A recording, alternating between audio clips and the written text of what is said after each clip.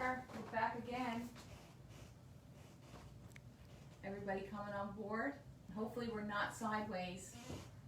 Hopefully however you're not sideways, what way are you? Right way. Right side up. Right side up. We're right side up. Hopefully we're right side up. Sorry for the misunderstanding. We just want to get this right. All the bells and whistles are going off here because people are coming to the studio. So this is the back end of our studio, and this is traditionally where we have workshops, right? And so right now we're not having workshops back here for a little while. We'll just sort of see how things go. But we have opened the back end of our studio again. So if you make the journey here, you'll have time to go through the whole studio, and you'll have space to go through the whole studio again, which I am really happy about. We have a narrow passageway, so we weren't really sure.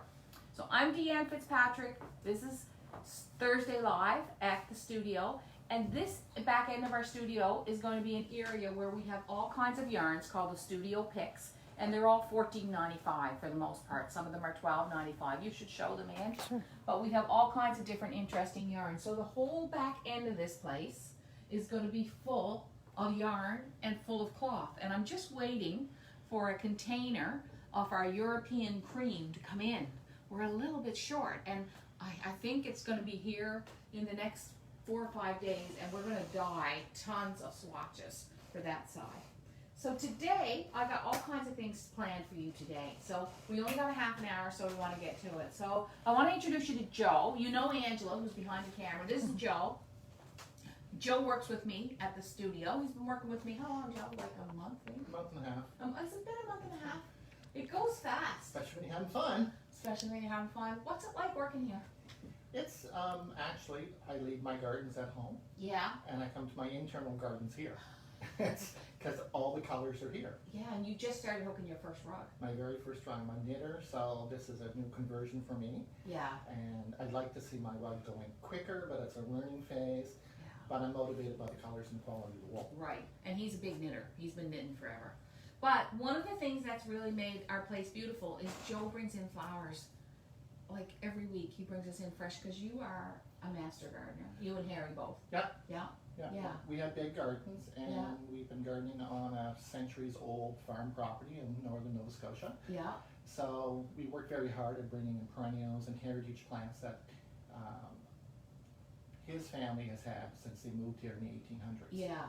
Now, when I was walking with him the other day, he said, we take this create beauty thing, create beauty every day thing, really seriously.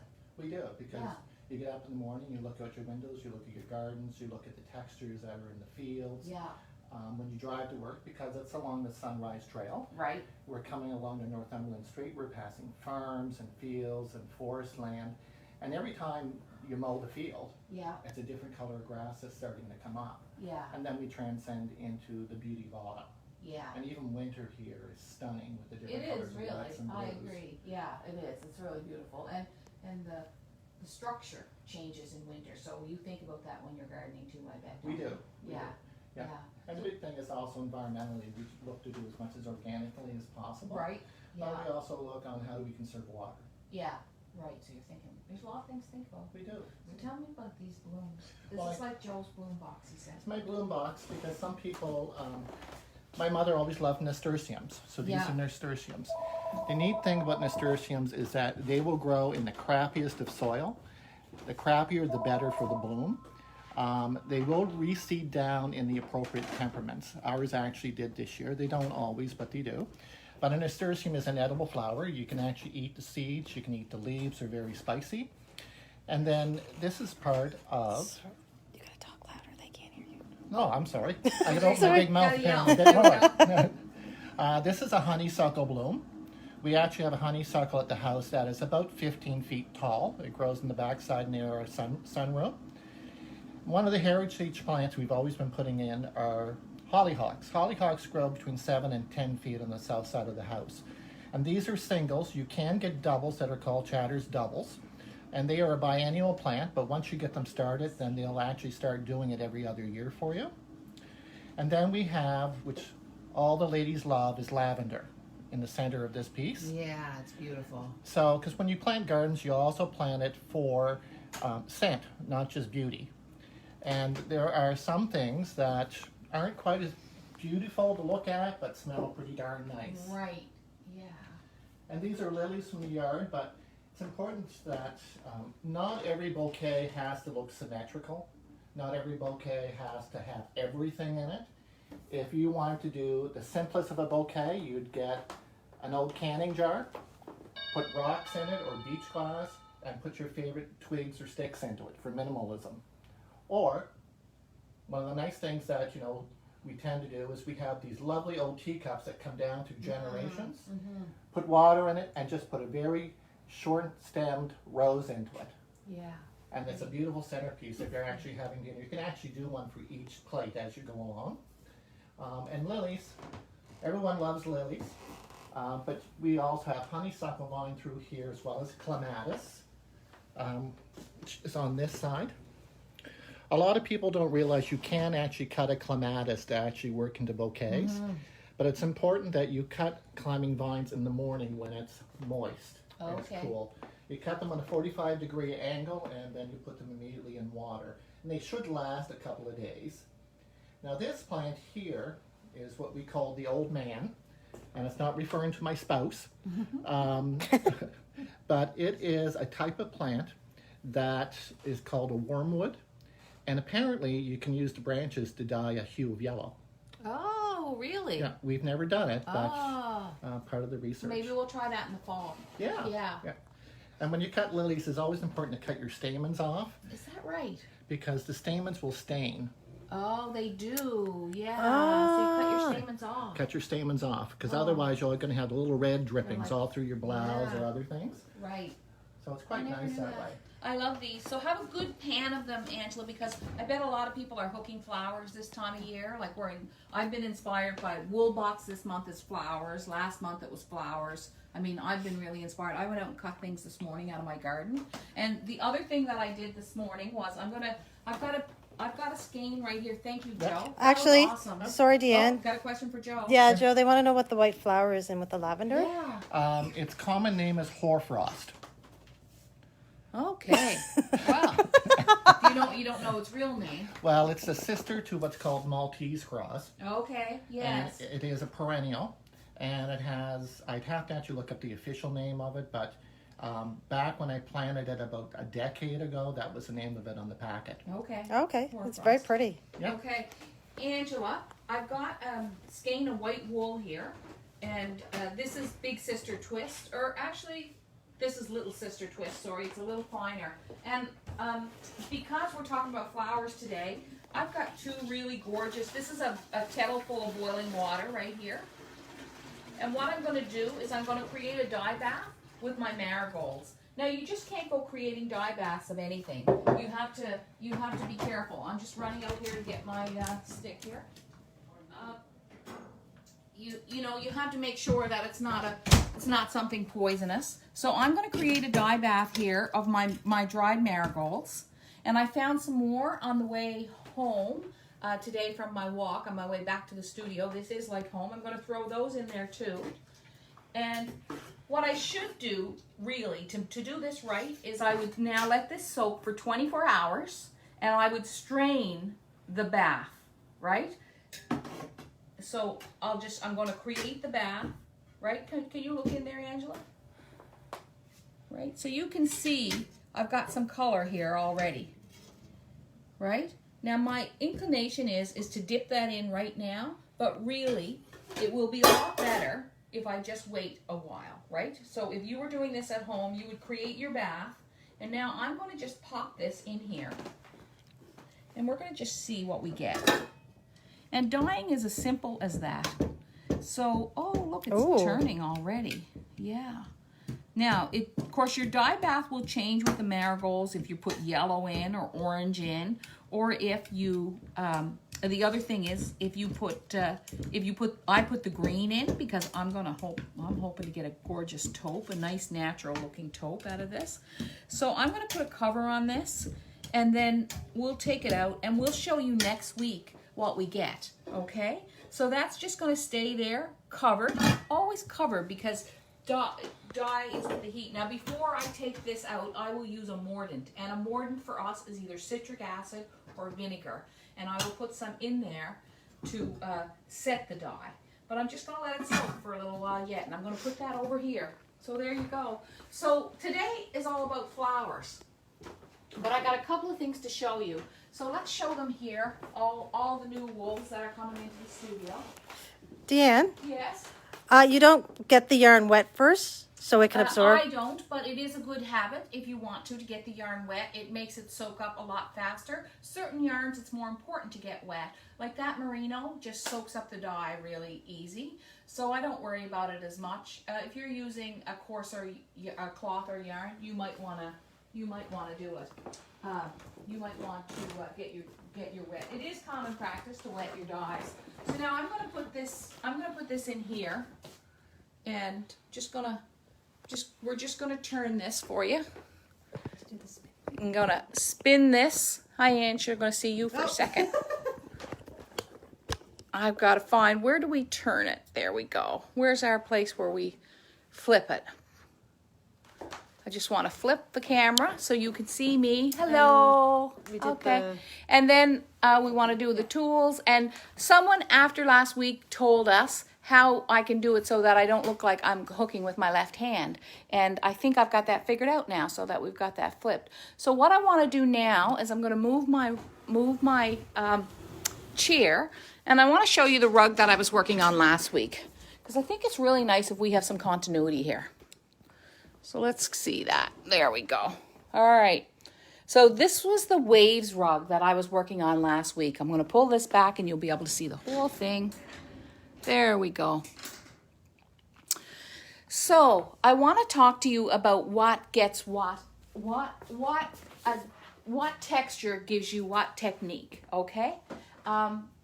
Angela, can you run out and get some of the yarns that Greg dyed this week? Because we dyed a lot of yarns on flowers, based on flowers. So, different. What I was doing with this rug is I used quite a lot of cloth in it. So the cloth areas are these areas here. I used a natural cloth. I used cloth to outline, and I used cloth also in the roofs. I used tweeds and other cloths in the roof. And this one I mixed cloth and yarn together. So that was an awesome mixture. So that's what it looks like when you hook cloth. Now, this is what it looks like when you hook sari. So I'm going to bring you in real close now. You see? Okay. I'm going to bring you in even closer. This area right here, let's have a look at this. This is wreath of flowers. And that is this sari, which we have on the website. It's our watercolor sari right here like this, and it's wreath of flowers. And when you hook it, this is what it looks like, okay? So when this looks like this when hooked, this area right here. The jersey, our bags of jersey right here like this, this is what it looks like. See the inner lining of the wave, this brown right here? That's what jersey looks like. It's very interesting. This line right here, that's big merino. Right here like this. This line, this big fluffy line is big merino. This here is jersey too. This is our gray jersey. This is what amazes me, is this one here, that yarn is straw.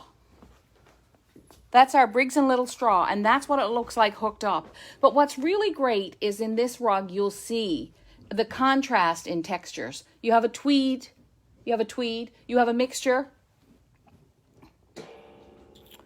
You have a tweed here, and you have a tweed here. And then here, you have a mixture of tweed and yarn. This is just solid yarn, contrasting with solid cloth. Well, I mean, they're never quite solid. And this is jersey. So the three barns here are really interesting to me. Like they have three different textures, and that's what's making that rug so great. And then I also used this This is called Earth Wave, and it's our big merino Earth Wave. And that looks like this when it's hooked. And it is beautiful. So I just wanted to show you,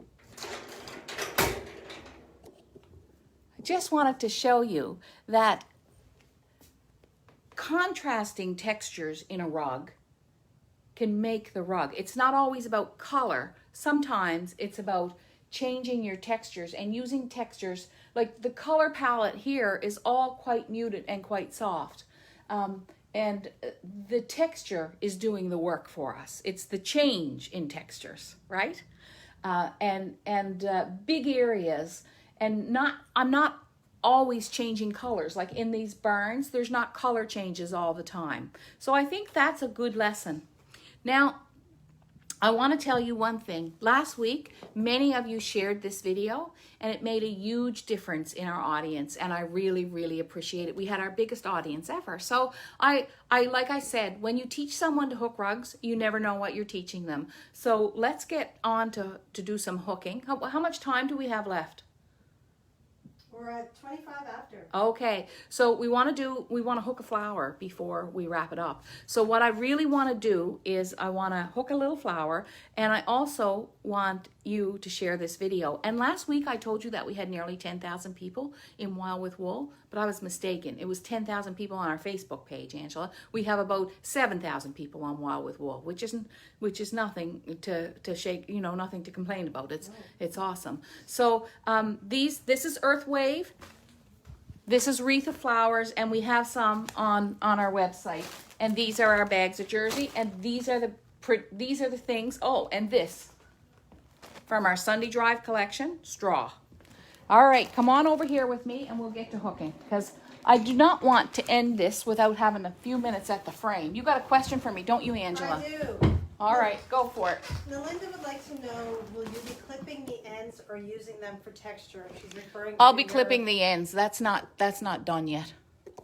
Oh, look, they get to see today's wools. Oh my gosh, there's so many new wools on the website, folks. I am sorry. I know I'm tormenting you, but look at these. This is what Angela and Kaylee dyed this. What's this one called, Angela? Mermaids. Isn't it beautiful? Mermaid, Little Oh, Mermaid. Little Mermaid. Kaylee named it. She's 19, so that was probably like her thing. And that's a Briggs & Little. It's a studio hand dyed. This is a new yarn base that we got in. And this one is called, to me it's called Bake Apple, but the others have been calling it Baked Apple, and that's under our Rastas. It's a more rugged yarn. It isn't a merino, but it is a really beautiful Peruvian yarn, and that's called Bake Apple. But this, to me, is the piece de resistance, I would say. I love this piece. Dyed by Greg. And this is called Lily Pad, and it is gorgeous. It's Big Sister Twist. Now, to get to the blooms, these are all blooms. These are all different blooms that we have on the website. This one is called Petals Falling. Oh, we've had this one before. This is Lupin Lane. We just re-dyed Lupin Lane and added some extra to it. This is called Candy Shop, and this again is the same Peruvian yarn. But this one, we only have 6 of these, so and they're $19.95. And this is Monet's Garden, and Angie dyed these. They're really beautiful. They are. And this one I think is called Lavender and something. That might be good. So I need my basket of goodies over there, Ange. So look at these. Aren't they gorgeous? All of these yarns are new on the website. And like I said, we're not going to be promising that we dye them again necessarily. Some we will, some we won't. We're having a good time. Okay, so now you want to hook a flower. I want to show you. So let's think about the flowers that Joe had. Let's think about the nasturtium. So, can I have a Sharpie marker? Yeah. So, if I was hooking a nasturtium, I think if you want to hook flowers, I think it's a good idea.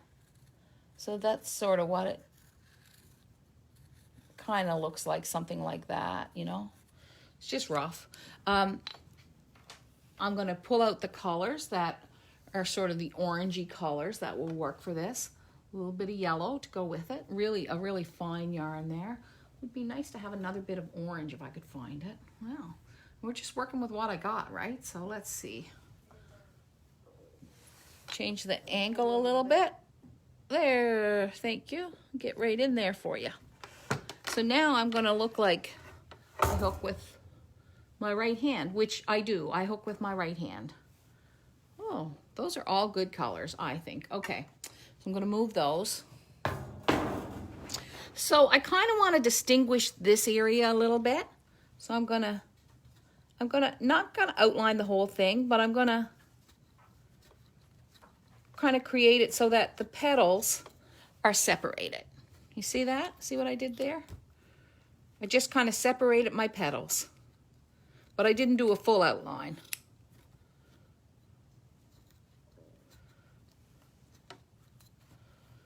So if you want the oat cake recipe, we have oat cakes to go in the studio all the time now. We have them all wrapped up separately and individually for you when you come to visit. If you want our oat cake recipe, just join the newsletter and it's there. We include it. So now I'm going to this is going to be kind of a yellowish nasturtium rather than an orange. I think they do come in both colors. Joe will know better, but. So I'm just taking all the yellows that I had in my pile of my mixed pile. And I'm going to create a little flower here. What percentage of your hooking is done with wool fabric and not yarn? Susan would like to know. Probably about 20% is done with wool cloth right now, and mostly I'm using yarns. But that changes. That changes all the time. Like, that's just what's going on the last 3 months. Oh yeah, we were gonna do cloth today too. Yeah, we're going to hook some cloth. Well, let's get a piece of cloth. Do I have the right color cloth? I'm going to take that lime green out. Need a piece of orange cloth. Hang on. Hang over there. Ange, would you grab me that? Sorry. I'm really glad Angela's here. It makes it so much easier. Thank you so much. There's kind of an orange cloth. So I'm going to take this piece of cloth right here now.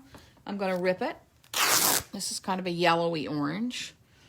It's more gold, I think, so that works out good. I'm going to fold it.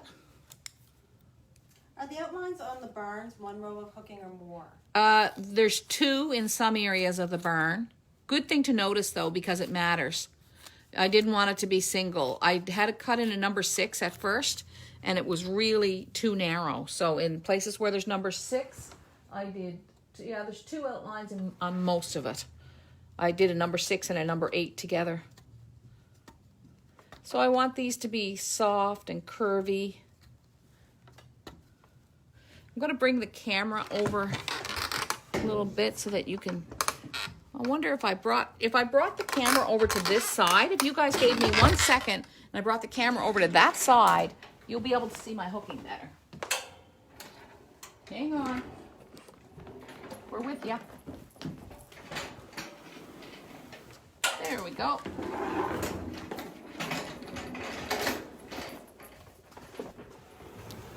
There we go. Thank you.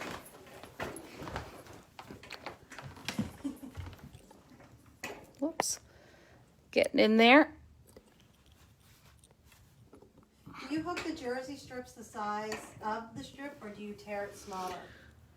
Do I hook the jersey the size? No, I hook it the size of the strip, nice and wide. Okay, so this you can see better now, can't you? No. What? Yeah. Can you see it better? See my hooking better? Yep, I think so. There you go. Yep. So, mixing that in. Can you move it up just a little bit? A little up, like, See?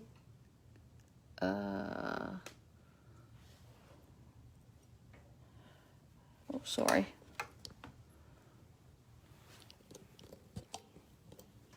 Oh, no, the other one, sorry.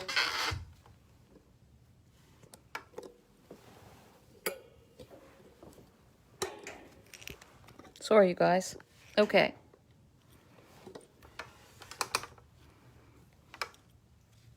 I don't know what I've got done now, Angela. Do you want me to do it?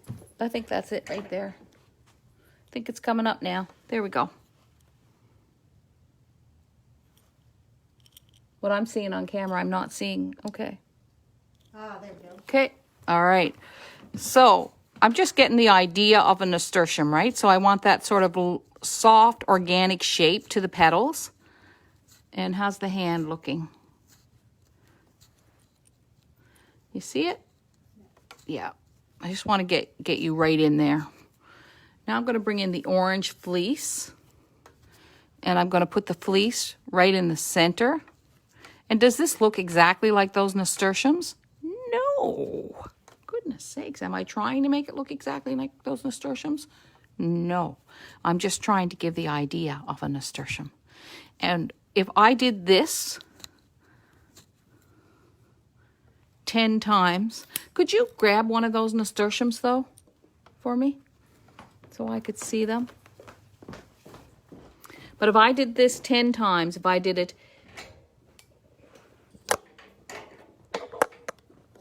here and here and here and here and here. So let's take the gold nasturtium. Yeah, it's kind of got the idea. Yeah, there's a little bit more orange out in the edges. So let's take this orange and put it out here like that.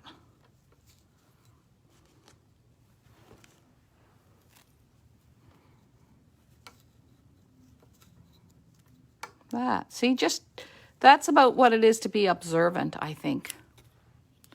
You know, is just to, if you're not sure you got it right, go look at it. Go look at the thing. But don't stare at the thing while you're trying to make it, because it's not, you know, it's wool. It's wool and cloth and yarn and fleece. It's not gonna. So if I take that and I add a little green here to it, nasturtium leaves are big, right? They're sort of big and fluffy. And then if I go over here and do that again, just keep the shape, right, with my cloth, and I do that over and over again and keep adding different greens in here, then I'm going to end up with a beautiful little floral rug, sort of like our spring flower pillow kit. Okay? So that's it for today, I think.